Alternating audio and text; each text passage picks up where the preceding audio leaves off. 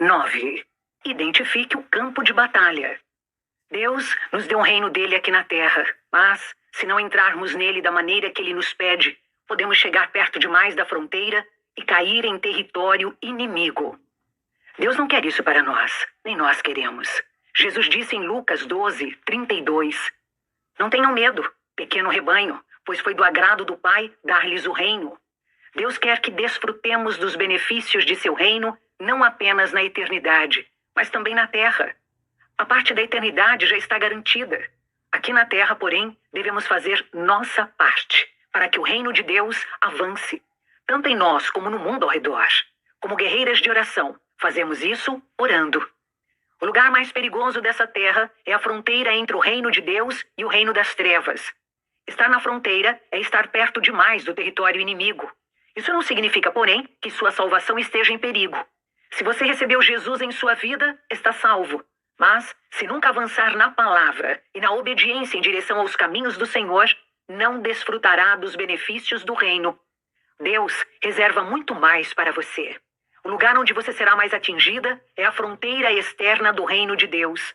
Talvez sofra um ataque após outro e culpe Deus por isso, em vez de identificar o inimigo e o campo de batalha. Deus nos encarregou de promover o avanço de seu reino na terra. Nós, seus filhos, somos parceiros nos negócios da família. Jesus disse, desde os dias de João Batista até agora, o reino dos céus é tomado à força, e os que usam de força se apoderam dele. Mateus 11:12. Deus nos dá um reino, mas ainda precisamos tomá-lo à força. Temos de trazê-lo para dentro de nossa vida e para os lugares onde ele não está. Isso significa que precisamos ser perigosos na oração, isto é, perigosos para o inimigo. Precisamos derrubar cada barreira que o inimigo ergueu a fim de nos impedir de nos tornar tudo o que Deus nos criou para ser e de cumprir o chamado de Deus para fazer o reino avançar na terra. Para isso, é importante não apenas identificar nosso verdadeiro inimigo, mas também o campo em que ele opera, ou seja, onde a batalha está sendo travada no momento. É claro que o campo de batalha é sempre o seu lugar de oração, pois a oração é a batalha, e você escolhe o local e a hora. Mas há campos de batalha específicos, além dos locais de ataque do inimigo. Trata-se de qualquer lugar onde ele considere possível entrar em sua vida ou na vida dos outros. Um bom soldado busca conhecer o máximo possível o ambiente do campo de batalha. E nós devemos fazer o mesmo. O campo de batalha é o lugar onde o inimigo traz a batalha até você. Alguns dos campos de batalha em que o inimigo gosta de atacar são relacionamentos, trabalho, finanças, família e saúde. Para ilustrar o poder de Deus operando em resposta às orações de uma guerreira de oração, darei 3 exemplos de campos de batalha do inimigo. Temos o campo de batalha para sua mente, o campo de batalha para a vida de seus filhos e o campo de batalha para seu casamento. Essas são as áreas prediletas do inimigo para atacar nossa vida e promover o caos. Não é preciso ser atacada nessas áreas para aprender com os exemplos, pois eles a ajudarão a perceber como as orações das guerreiras de oração podem derrotar o inimigo em qualquer campo de batalha. O campo de batalha na luta por clareza de mente. Há uma importante zona de guerra que não se encontra no governo, nos bairros infestados pelo crime, na mente de um hacker, nem no reino de traficantes, molestadores de crianças ou estupradores. Ela se encontra no reino invisível, que é tão real quanto físico. Trata-se do campo de batalha de nossa mente. Vou repetir, pois isso é muito importante. Se você aceitou Jesus como seu Salvador, o Espírito Santo de Deus habita em você. Ele é o selo de que você pertence a Deus. O inimigo não pode assumir o controle de sua mente. No entanto, ele ainda pode mentir para você e travar uma batalha em sua mente, de modo que ela se torna o próprio campo de batalha. Na mente, nós expressamos nossa vontade e tomamos decisões que afetam nossa vida e a vida dos outros. Por isso, ela é um dos lugares prediletos do inimigo para usar suas mentiras e obter grandes vantagens. O inimigo usa nossos sentimentos de culpa, condenação, medo, ansiedade, indignidade, desesperança e autodepreciação, bem como outros sentimentos negativos, a fim de nos atacar. Esses pensamentos e sentimentos residem em nós devido a experiências passadas, recentes ou não. Em algum momento da vida acreditamos nas mentiras do inimigo. E uma vez que não estávamos cientes do que a palavra de Deus diz a nosso respeito, ou então, por não crer na palavra de todo o coração, não discernimos a atuação do inimigo. Quando sabemos a verdade, podemos vestir a armadura de Deus e usar a palavra, não apenas como escudo de fé para combater essas mentiras, mas também como nossa maior arma contra o propagador delas. Desde a infância, eu travei uma batalha em minha mente. Fui criada por uma mãe com distúrbios mentais. Sofri maus tratos verbais e físicos. Mas acredito que o fato de ela ter me trancado no closet várias vezes em minha infância tem ocasionado as consequências mais graves. Ela dizia com frequência que eu não valia e nunca valeria nada. Falava que eu não merecia nada, principalmente felicidade ou sucesso na vida. Como resultado, cresci com todos os sentimentos negativos que alguém pode ter. Ouvia constantemente essas mentiras em minha mente. Desesperada, buscava escape de minha condição infeliz, mas não conseguia encontrar nenhum, exceto o suicídio. Aos 20 e poucos anos, enquanto planejava dar cabo de minha vida, assim que juntasse uma quantidade suficiente de comprimidos soporíferos, uma amiga com quem eu trabalhava percebeu que eu não estava nada bem e me levou para conversar com o pastor de sua igreja. Ele me levou, Senhor. Quando eu aceitei Cristo, a mais bela luz que dá vida brilhou nas trevas em que eu residia desde criança. Quanto mais aprendi a verdade sobre ele e o que ele havia feito por mim, mais reconhecia a batalha travada em minha mente e a necessidade de me libertar. As pessoas oravam para que eu fosse liberta do padrão de pensamentos negativos e, um a um, eles foram desaparecendo, até que fiquei totalmente livre. Hoje sei que estou liberta do tormento dos pensamentos negativos e autodestrutivos. Estou livre deles, graças a guerreiros e guerreiras de oração que oraram por mim e a meu entendimento da palavra a respeito dessas coisas. Ninguém que recebeu o Senhor em sua vida e tem o Espírito Santo precisa suportar essa batalha mental. Quando uma batalha entre nossa vontade e a vontade de Deus, entre o bem e o mal, entre a verdade e a mentira, estiver sendo travada em nossa mente, a palavra de Deus nos dará clareza de pensamento. O inimigo sempre tentará fazê-la questionar a palavra de Deus, assim como fez com Eva. Ela não permaneceu firme no que Deus tinha dito. O inimigo tentou Jesus no deserto, mas ele resistiu combatendo por meio da palavra. Precisamos reconhecer quando o inimigo está usando nossa mente como campo de batalha. Se você imaginar que o campo de batalha está em seu colega de trabalho inescrupuloso, em seu parente abusivo ou em alguém da escola que o ofendeu, não perceberá como o inimigo está tentando gerar dor e confusão em sua mente e em seus sentimentos. É preciso tirar o campo de batalha do inimigo e trazê-lo para dentro de seu closet de oração. Se você estiver convivendo com depressão, raiva, ressentimento, solidão, dúvida, medo, ansiedade, desesperança, sentimento de inutilidade, carência afetiva, ou sentir-se como se todos estivessem contra você, saiba que esses pensamentos negativos são a tática favorita do inimigo. Ele está levando a guerra ao lugar onde você é mais vulnerável. Ali, ele provavelmente pode nos vencer com mais facilidade, pois temos a tendência de achar que não há solução para nossos problemas ou que merecemos nos sentir infelizes. Quando o campo de batalha é sua mente, você experimentará tormento, confusão, pensamentos negativos, medos irracionais, dúvida extrema, raiva ou muitas outras emoções destrutivas. Mas a Bíblia diz que devemos nos esforçar para pensar sobre coisas opostas a essas. Paulo disse: tudo que for verdadeiro, tudo que for nobre, tudo que for correto, tudo que for puro, tudo que for amável, tudo que for de boa fama, se houver algo de excelente ou digno de louvor, pensem nessas coisas. Filipenses 4:8. Concentrar-se nessas coisas verdadeiras ajudará você a identificar os pensamentos enganosos. Não podemos nos dar ao luxo de ignorar essa frente de batalha. Na verdade, você precisa obter segurança nessa frente antes de partir para outras, a fim de não ser enfraquecida. Você não precisa lutar a batalha em duas frentes. Não é que não possa fazê-lo. Você pode lutar uma batalha pessoal ao mesmo tempo que luta pelos outros. Mas lidar, primeiramente, com seus problemas pessoais a fortalecerá em todas as outras áreas. o campo de batalha na luta pela vida de seus filhos.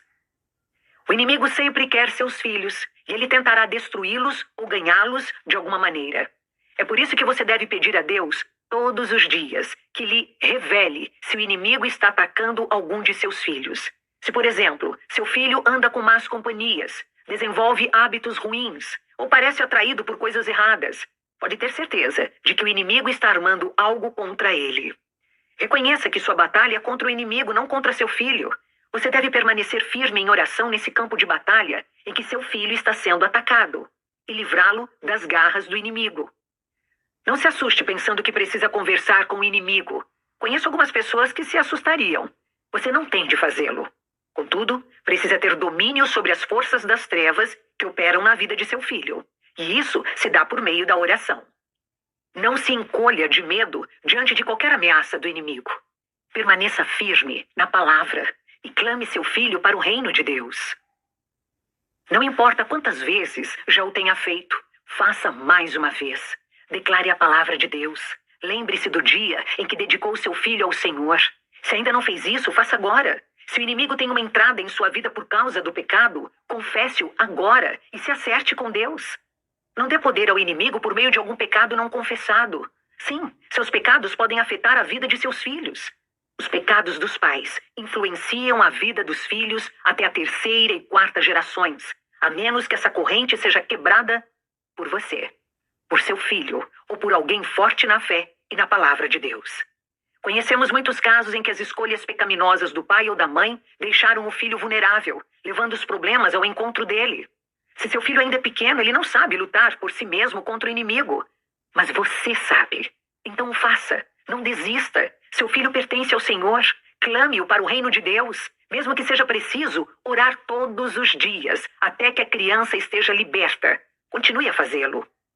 Meu marido e eu sempre oramos pela vida de nossos filhos, principalmente quando eram adolescentes. Eu pedia a Deus diariamente que me revelasse qualquer coisa que estivesse acontecendo na vida deles e que eu precisasse saber. E Deus me mostrava. Quando meu marido e eu tínhamos de confrontá-los sobre alguma coisa, orávamos juntos, antes, pois a batalha tinha de ser vencida primeiro no reino espiritual, para depois ser vencida na vida deles. O inimigo tinha de ser exposto e sua influência rompida. Meus filhos me disseram várias vezes que odiavam o fato de nunca conseguirem esconder de nós quando haviam feito algo de errado. Depois de adultos, agradeceram-nos por isso. Às vezes, os problemas eram consequências de escolhas ruins que faziam, como ouvir músicas cujo conteúdo não agradava a Deus. Eles traziam as músicas para casa e nós as jogávamos fora.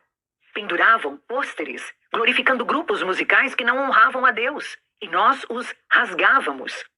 Por fim, perceberam que não valia a pena e pararam com aquilo. Reconhecemos que aquele era o campo de batalha onde o inimigo procurava ganhar a mente e o comprometimento de nossos filhos.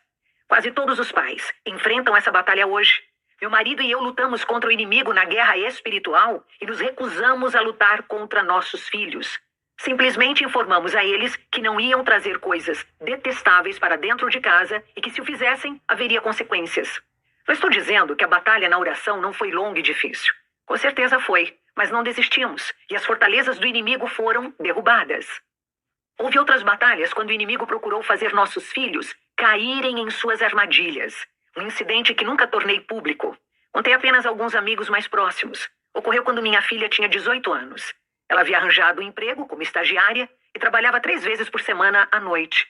Eu ficava preocupada porque, depois do trabalho, ela precisava andar até o carro, atravessando um estacionamento escuro.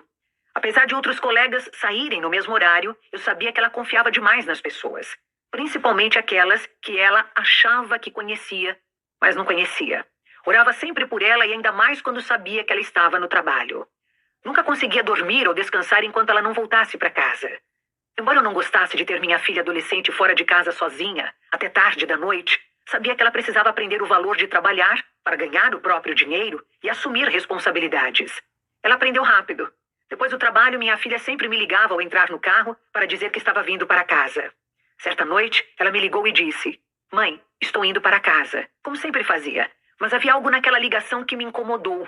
Senti algo diferente em sua voz. E entendi que o Espírito Santo estava me dizendo para orar.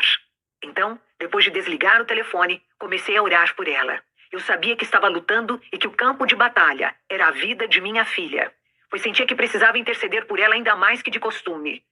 Minha preocupação aumentou quando ela não chegou após os 20 minutos que normalmente demorava. Orei diversas vezes para que nenhuma arma forjada contra ela prevalecesse. Orei pela proteção de Deus. Não liguei porque não gostava que ela falasse ao celular enquanto dirigia. Não achava isso seguro. Quando ela finalmente chegou em casa, cerca de 15 minutos depois que o normal, fui falar com ela para ver se estava tudo bem. Ela disse que estava feliz por estar em casa e que tinha sido uma noite muito cansativa e foi direto para a cama. Achei estranho ela não entrar na cozinha para comer alguma coisa e bater papo, mas dava para ver que ela estava exausta. Demorou um tempo para ela me contar o que tinha realmente acontecido naquela noite. Disse que esperou me contar a verdade porque sabia que eu ficaria brava por ela ter desobedecido a uma de nossas regras. Ela trabalhava numa escola de música e estagiava como professora. Um jovem frequentava o local 3 vezes por semana, de modo que ela ouvia todas as noites desde que começou a trabalhar lá. Nos meses que antecederam o episódio, eles tinham conversado muito pouco. Ele não era seu aluno, e a conversa entre os dois era sempre breve, mas ele tinha um papo bastante agradável e parecia simpático e educado. No fim daquela noite, quando as aulas terminaram, ele a convidou para tomar um café e continuar uma conversa que tinham começado mais cedo. Sem muito discernimento a respeito da verdadeira natureza das pessoas, ela aceitou o convite. Eu lhe tinha dito várias vezes para nunca ir a lugar nenhum com alguém que ela não conhecesse bem. Ela pensou que, por ver o rapaz com frequência no local de trabalho, já o conhecia bem o suficiente para ir com ele a algum lugar público durante meia hora. Outra instrução, à qual ela obedeceu, era que ela nunca entrasse no carro com um estranho dirigindo, principalmente homens. Disse a ela: você sempre deve dirigir. Você deve estar no controle do carro. Mesmo se a pessoa não tiver más intenções. Você não sabe se ela dirige com segurança. O rapaz sugeriu que ela dirigisse e ela achou isso um bom sinal. Ele disse que a guiaria, pois ela não conhecia muito bem a região. Ela só costumava dirigir para o trabalho. Ele entrou no carro com ela e lhe disse para onde virar no estacionamento e que caminho seguir na rua principal. Depois de mais algumas curvas, disse para ela entrar à direita numa rua estreita que levou a uma estradinha subindo um monte, cercada de árvores dos dois lados. Ela queria voltar imediatamente, mas a vegetação era densa de ambos os lados e não havia espaço para fazer o retorno. E estava muito escuro. Por isso, dar ré não era uma boa ideia. Ela estava presa em seu próprio carro numa estrada tão estreita que não havia espaço nem mesmo para abrir a porta. Não queria seguir adiante, mas não via alternativa. Ela começou a ficar com medo e a chorar. Ele não reagia. Ela sentiu que sua vida corria perigo e começou a orar desesperadamente em voz alta. Me ajuda, Jesus. Me salva. Orou várias vezes. O rapaz, que parecia simpático no trabalho, tinha mudado de repente e se tornou frio e insensível. Não demonstrava nenhuma compaixão por ela. Não perguntou por que ela estava chorando. Ele sabia. Nem mesmo a súplica de minha filha Jesus para resgatá-la perturbou a frieza do rapaz. Ele parecia uma pessoa totalmente diferente, e suas más intenções eram óbvias, a despeito das súplicas de minha filha. Ele tinha algum plano em mente, e ela sabia que talvez não saísse viva daquela situação. Estava aterrorizada. A estrada não deu em lugar nenhum, levando apenas a uma pequena clareira. Não havia nada nem ninguém ali e estava completamente escuro, exceto pelos faróis do carro. Ela sabia que não havia saída e temia o que estava prestes a ocorrer. Sabia que poderia ser estuprada e assassinada naquele lugar e seu corpo jamais seria encontrado. A essa altura, minha filha estava soluçando convulsivamente. Mas o rapaz continuava a demonstrar frieza. Ele disse para ela parar o carro e sair. Ele saiu do carro imediatamente, deixando a porta do carro aberta para que ela não travasse as portas e escapasse. Não havia espaço suficiente para fazer o retorno e descer o monte. Estava tão escuro que quando o rapaz se afastou apenas 2 passos do carro, ela não conseguia mais vê-lo. Ele repetiu num tom brusco: saia do carro. E ela respondeu: tudo bem, vou sair. Tentando ganhar tempo. Foi quando pegou o telefone e me ligou. Disse que se esforçou para falar com a maior naturalidade possível, a fim de não deixá-lo nervoso. Foi quando ela me disse que estava indo para casa para que ele soubesse que alguém estava esperando por ela. Naquele momento, ela já não tinha mais certeza de onde ele estava, pois não conseguia vê-lo. Estava com medo de que aparecesse repentinamente ao lado dela. Travou sua porta e decidiu que não ia sair do carro e deixar que ele a levasse para dentro da floresta. Ele teria de matá-la ali mesmo. Enquanto pensava em como poderia lutar contra o rapaz, De repente ele saiu correndo da mata assustado e pulou para dentro do carro. Bateu a porta com força e gritou: "Vamos embora, vamos! Tem alguma coisa horrível na floresta!" Ele parecia muito assustado e desesperado. Ela fez o que ele pediu. Ele a guiou pela estrada que descia pelo outro lado do morro, pois era impossível voltar pelo mesmo caminho. Desse lado do morro, porém, a estrada era bastante tortuosa e inclinada do lado do motorista. A visibilidade era ruim. O rapaz continuava a gritar: "Mais rápido, mais rápido!" Mas ela sentia que já estava indo rápido demais por aquela estrada perigosa. Ele estava, obviamente, aterrorizado e continuava dizendo: "Tem uma coisa horrível lá fora." "O que você viu?" ela perguntou. "Não sei. Foi horrível, não sei. É assustador. Tem uma coisa horrível lá fora." Ele parecia realmente perturbado. "O que você viu?" ela perguntou mais uma vez. Mas ele não conseguia juntar nem 3 palavras para descrever. Ele não disse mais nada até voltarem ao estacionamento onde desceu. Ainda estava visivelmente abalado quando saiu do carro dela e entrou no dele. Ela foi para casa imediatamente e nunca mais o viu. Pouco tempo depois, ela pediu demissão. Mais tarde naquela noite, ela pensou: como ele poderia ter visto alguma coisa naquela escuridão? Se fosse uma pessoa ou um animal, ele teria conseguido descrevê-lo. Se fosse um objeto inanimado, poderia ter dito o que era. Ela me disse que, seja lá o que ele tivesse visto na floresta, deu paz a ela. Sabia que era do Senhor. Depois que ela me contou aquela história, eu lhe disse como tinha sentido a direção para orar em favor dela naquela noite. Comentei que não conseguia me livrar da sensação de inquietação, de modo que orei por proteção, para que nenhuma arma forjada contra ela prevalecesse e para que nenhum plano do inimigo obtivesse êxito na vida dela. Orei muitas vezes, especificamente para que o Senhor a cercasse de seus anjos. Naquele momento, nós duas chegamos à mesma conclusão. Seja lá o que o rapaz tivesse visto, havia sido enviado por Deus.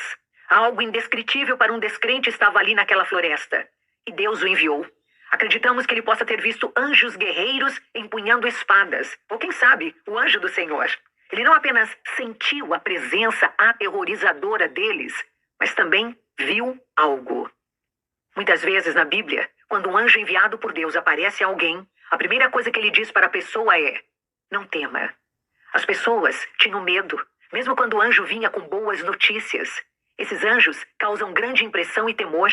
Imagine como deve ser estar diante de um anjo desse tipo, empunhando uma espada de forma ameaçadora a um descrente, prestes a fazer algo mal contra um filho de Deus.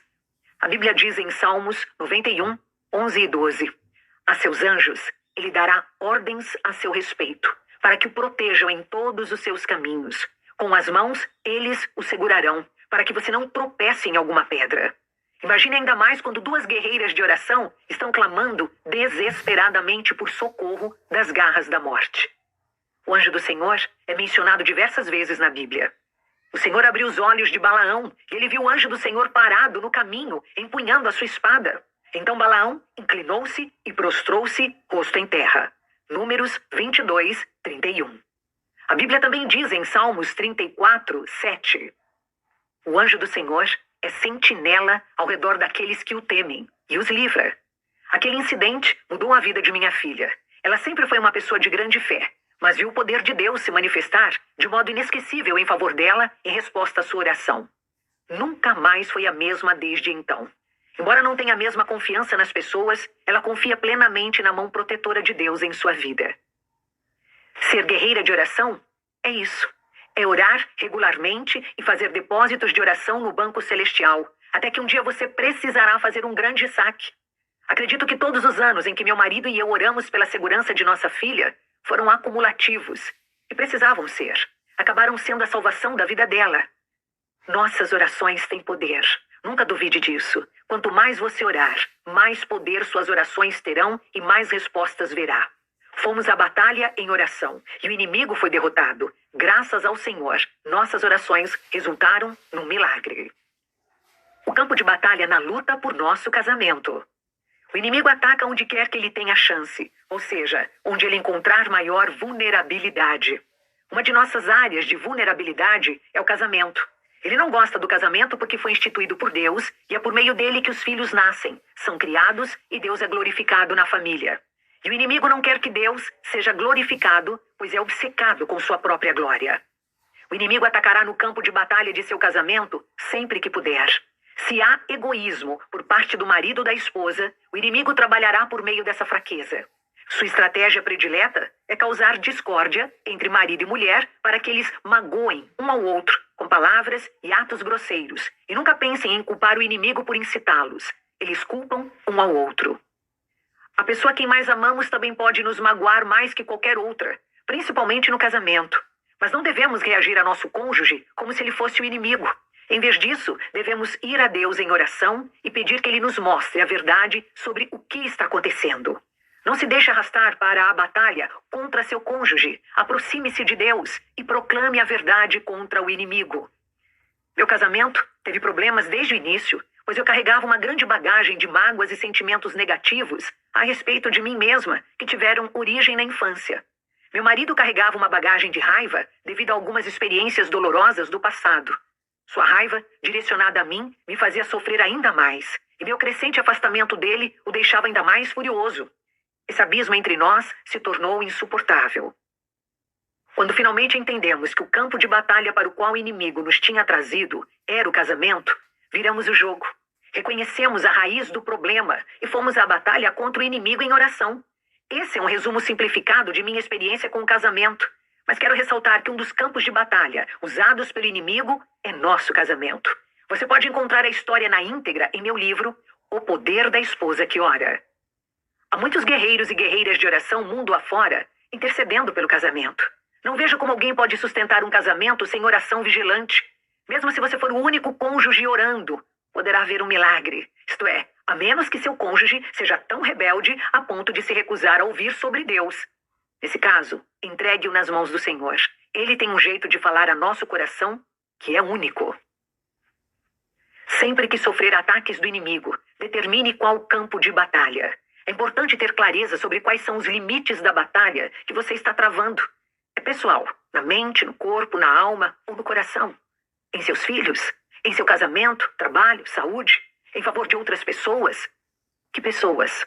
E onde? Num relacionamento? Com algum vizinho? Colega de trabalho? Em sua igreja? Onde? O quê? Seja o mais específico possível para ter clareza sobre o lugar aonde o inimigo levou a batalha. Seja onde for, traga o campo de batalha para o lugar que você escolheu, para seu closet de oração. Oração para a guerreira de oração. Senhor, sei que o campo de batalha é todo lugar onde eu estiver orando, pois a oração é a batalha. Contudo, quando o inimigo trouxer a batalha até mim, ajuda-me a discernir qual é exatamente o campo de batalha. Capacita-me a enxergar a verdade a respeito daquilo que estou enfrentando. Ajuda-me a estar tão ciente a ponto de saber exatamente como orar. Ensina-me a reconhecer os planos do inimigo e a tomar controle de suas táticas em oração. Não permitas que eu ignore teu chamado. Quando me disseres para orar por tal pessoa ou situação, capacita-me a te ouvir e não deixes que eu me sinta demasiado cansada ou preocupada para orar. Ensina-me a atender à tua vontade com prontidão. Sei que as armas com as quais lutamos não são humanas. Ao contrário, são poderosas em Deus para destruir fortalezas. Segundo aos Coríntios 10:4. Ensina-me a destruir cada fortaleza que o inimigo procura erguer em minha vida e na vida das pessoas que puseste em meu coração. Ajuda-me a destruir argumentos e pretensões contrários a teu conhecimento, teus caminhos e tua vontade. Capacita-me a sempre detectar a atuação do inimigo, para que consiga identificar o campo de batalha onde ele está travando uma guerra contra mim. Ajuda-me a enxergar com clareza quando o inimigo de minha alma atacar minha mente com pensamentos negativos. Ensina-me a guardar meus pensamentos e sentimentos sob o teu controle para torná-los obedientes a ti. Segundo aos Coríntios 10:5. Ajuda-me a levar cativo todo o pensamento sob o teu senhorio. Sei que minhas armas são espirituais e que recebo o poder de ti para usá-las em qualquer campo de batalha que se apresentar a mim. Obrigada, porque teu anjo é sentinela ao meu redor, livrando-me e às pessoas por quem oro. Salmo 34:7. Sou grata porque dás a teus anjos ordens a meu respeito e a respeito de minha família, protegendo-nos em todos os caminhos. Salmo 91:11 e 12. Oro em nome de Jesus. Embora vivamos como homens, não lutamos segundo os padrões humanos. As armas com as quais lutamos não são humanas. Ao contrário, são poderosas em Deus para destruir fortalezas. Destruímos argumentos e toda pretensão que se levanta contra o conhecimento de Deus. E levamos cativo todo pensamento para torná-lo obediente a Cristo. Segundo aos Coríntios 10, de 3 a 5.